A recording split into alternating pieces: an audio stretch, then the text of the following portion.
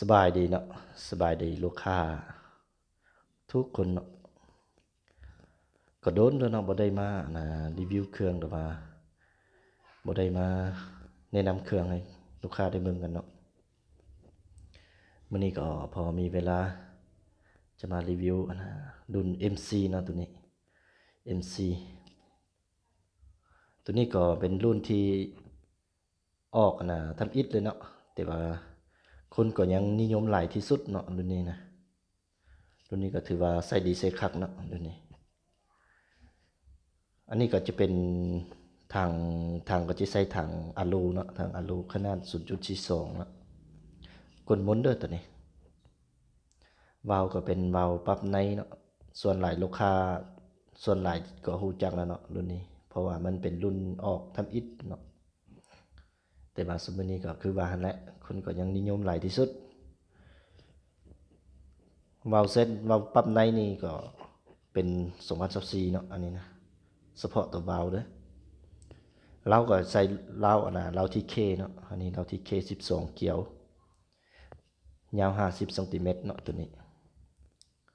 ถือว่าเป็นเรายาวตัวนี้นะตัวนี้ค่อนข้างก็งามเนาะตัวนี้นะ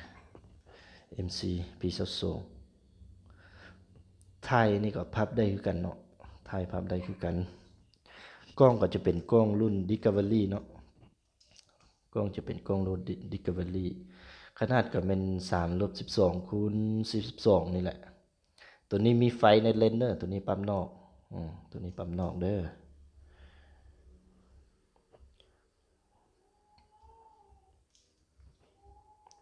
คันว่าลูกค้าที่อยากได้ถังคาร์บอนกล้อง BSA